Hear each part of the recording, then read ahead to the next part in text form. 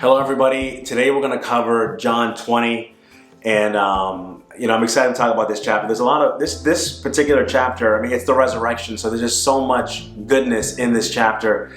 And I'm going to start off by just reading it a little bit and then we'll kind of break it down a little bit. So it starts off on John 20, the resurrection. Now on the first day of the week, Mary Magdalene came to the tomb early while it was still dark and saw that the stone had been taken away from the tomb. You ever think about the fact that Mary was there before even the light came up? Like, you could tell just how much she loved Jesus, that she was there before any of the disciples, before anybody was there. Mary was there to see what happened to her Lord and what was going to happen with his body. To continue on in verse 2, so she ran and went to Simon Peter and the other disciple, the one whom Jesus loved, and said to them, "They have taken away the Lord out of the tomb, and we do not know where they have laid him." So Peter went out with the other disciple, and they were going towards the tomb. Both of them were running together, but the other disciple outran Peter and reached the tomb first. And stooping to look in, he saw the linen cloths lying there, but he did not go in. Then Simon Peter came, following him, and went into the tomb. So Peter went inside. He said, he saw the linen cloths lying there, and the face cloth, which it had been on Jesus' head, not lying with the linen cloths, but folded up in a place by itself. And I always loved the fact that Jesus took the time, once he was resurrected, to fold his clothes. And that there's just something to that, just the organization of Jesus and the way he is perfect, right? Jesus is perfect. It says in verse 11, "But Mary stood weeping outside the tomb, and as she wept, she stooped to look in the tomb." Okay? And verse 12, "And she saw two angels in white, sitting where the body of Jesus had lain, one at the head and one at the feet. They said to her, 'Woman, why are you weeping?' She said to them, 'They have taken away my Lord, and I do not know where they have laid him.'"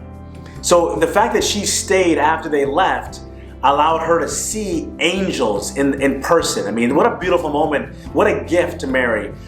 And then in verse 14 it says, "Having said this, she turned around and saw Jesus standing.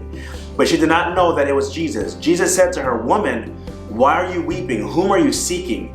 It's funny how Jesus always asks questions that he has the answers to, but it's for our own benefit so that we can answer, and then by answering we kind of come to that awareness, right? And then it says in verse 15, I'm going to read that again. It goes, "Jesus said to her, 'Woman, why are you weeping? Whom are you seeking?' Supposing him to be the gardener, she said to him, 'Sir, if you had carried him away, tell me where you have laid him, and I will take him away.' Jesus said to her, 'Mary.'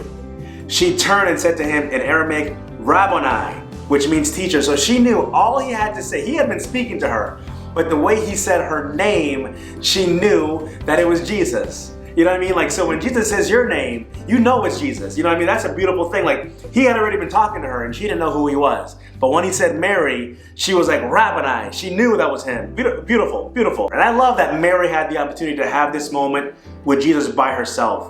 What a beautiful moment.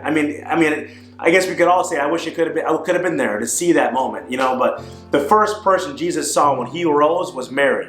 And that's a beautiful thing, man. I love that. I'm so happy for Mary. The relationship they had all those years, it's just beautiful. It's just beautiful. The last section here is beautiful. Jesus and Thomas, verse 24.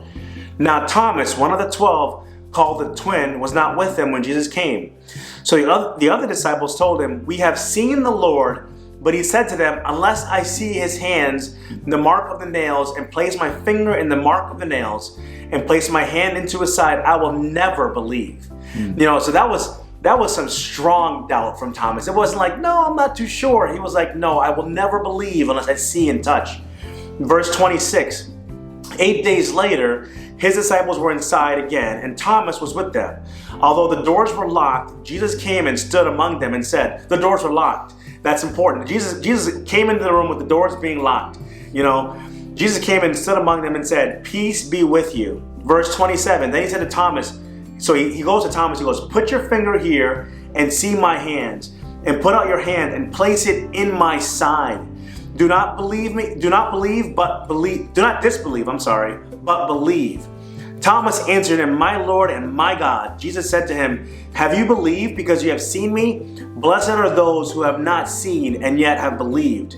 And it's a beautiful thing that Jesus said, "Listen, I know you don't believe, and I'm going to prove it to you, but blessed is those who don't need to see and feel to believe that I am the Son of God and that I am who I said I am. You know what I mean? And that I'm here to save. So it's beautiful in that moment, but it's also beautiful to us that I have not touched the side of Jesus, that we have not seen Jesus face to face.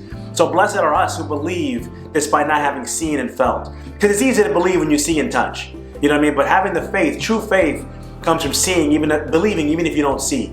So that's beautiful how Jesus not only affirms Thomas his belief, but he also affirms us today that even though we haven't seen and felt, he says, blessed are those who have not seen but have believed. The last section is the purpose of this book, verse 30. Now Jesus did many other signs in the presence of his disciples, which are not written in this book. Imagine if there was a book that had everything Jesus did. You know, the Bible would be, it'd be enormous, you know, and it's just, Jesus did things every day. I just love to see in heaven one day, we'll get to heaven and we'll see all the other things that he did. But in verse 30, now Jesus did many other things in the presence of the disciples, which are not written in this book, verse 31. But these are written so that you may believe that Jesus is the Christ, the Son of God, and that by believing you may have life in his name. So God bless you guys as you journey through John. What a beautiful chapter. And it's just a beautiful thing, the way Mary was treated, and the way Thomas was treated, and the way we're treated today by believing even though we don't see. So God bless you all as you continue this book, and have a great week.